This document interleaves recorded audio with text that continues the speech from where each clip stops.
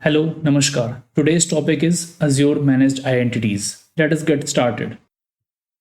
A software architect reviews code of a young software developer. Comments, why have you kept keys and secrets in your program? The young software developer says what is wrong with it. The architect says we will have an overhead to manage and rotate it in our program. Young developer says, can we use keywords or environment variables instead then? Architect replies, storing secrets as environment variables in plain text can expose them to potential attackers if the application or server is compromised. Well, the young developer says, what about keywords? They are pretty safe. Architect says, yes, they are. However, application needs to include logic to retrieve secrets from keyword. They introduce complexity into the application code.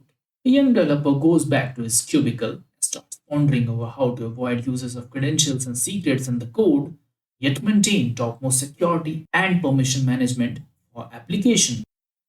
The developer browses through web day and day night until unless he zeroes upon a solution which is provided by Azure Managed Identity. What is Azure Managed Identity? Azure Managed Identity is a service provided by Microsoft Azure Active Directory. Azure Active Directory provides an automatic, a seamless way for applications running in Azure to authenticate with Azure services and resources without needing to maintain or store credentials or secrets within the code. Let us first talk in brief about what is Azure Active Directory. Azure Active Directory is a cloud-based identity and access management service. For an organization, Azure Active Directory enables its employees access external resources such as Microsoft 365, the Azure portal, thousands of other SaaS applications. Azure Active Directory also helps them access internal resources like apps on corporate intranet, any cloud apps developed by their own organization. To delegate identity and access management functions to Azure Active Directory, an application must be registered with an Azure AD tenant. Imagine an organization associated with a dedicated instance of Azure Active Directory and accessing the applications inside it.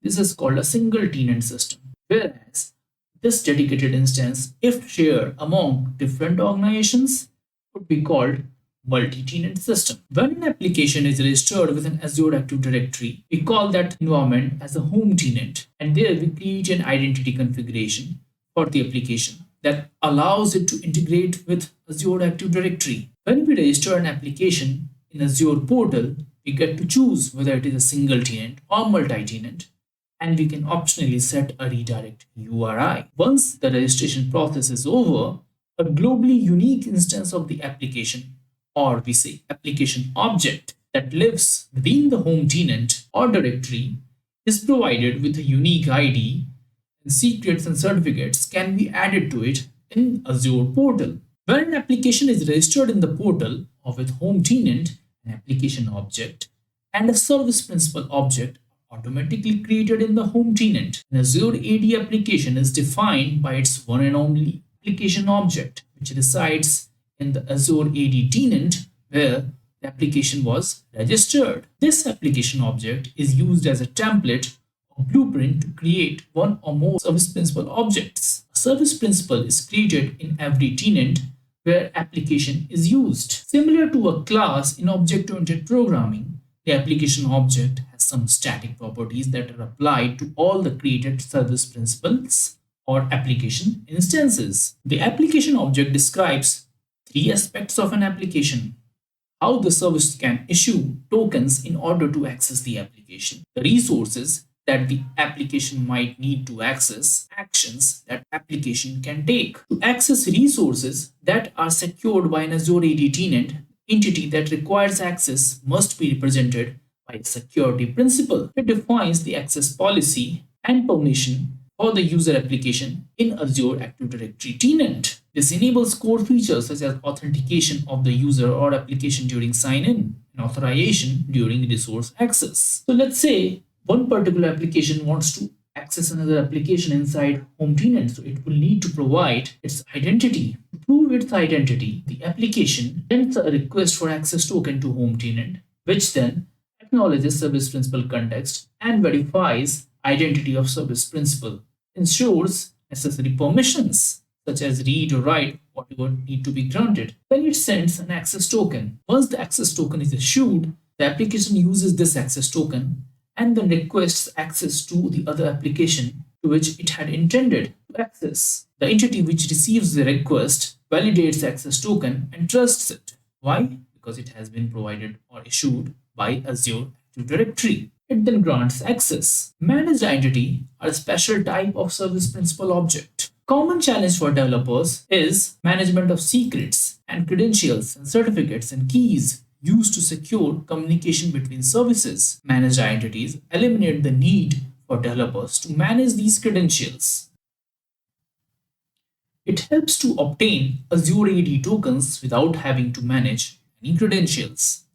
Some of the benefits are you don't need to manage any credentials. We can use it to authenticate to any resource under Azure AD, and it comes at no extra cost. Managed identities are of two types, system assigned and user assigned. Let us first talk about system assigned managed identities.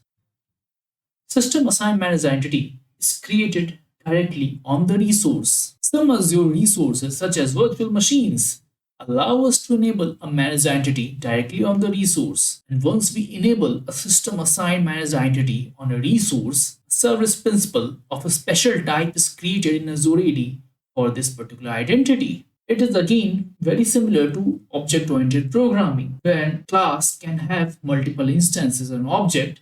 Similarly, the application which is registered inside home tenant can have different instances in form of service principal objects inside different tenants. Here we can see service principal object 1 corresponds to tenant 1, however service principal object 2 corresponds to tenant 2. As many tenants require access, as many service principal objects will be created. Also, if the same application wants to request access to another application, in that particular application, we will again create a service principal object which would be then assigned necessary permissions or roles like reader or contributor. Its life cycle is shared with the original application which is registered inside home tenant. So once that application gets deleted, these resources inside the tenants also get deleted along with their permissions. Now we talk about user assigned managed identity. User assigned managed identity is created as a standalone Azure resource. We can create a user assigned managed identity and assign it to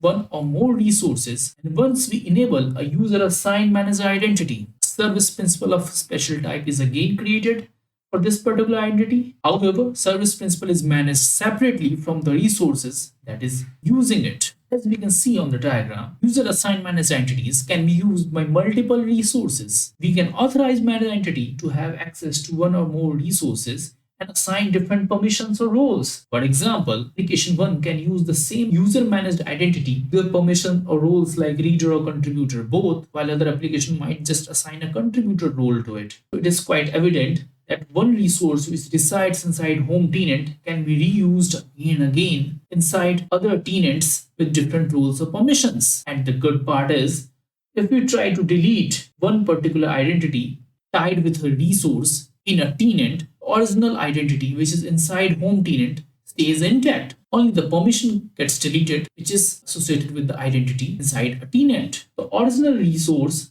or the original identity remains intact inside home tenant and can be again reused and assigned different permissions or roles. As an overview, we can say that user assigned managed identities are created as an independent resource. However, system assigned managed identities created as part of your resource, and for the same reason its life cycle is shared with the resource on which managed entity is created with. However, user assigned managed identity has an independent life cycle and it can be shared, whereas system assigned managed identity is non-shareable. Usually, application developers prefer to use user assigned managed identities over system assigned managed identities. The reason being it is shareable, hence it gives a one-to-many relationship with the resource and other resources. However, system assigned managed identity has a one-to-one relationship, which means more applications need to access it, more system assigned identities need to be created. Well, managed identity indeed managed to solve the problem of this young developer. He is now very happy.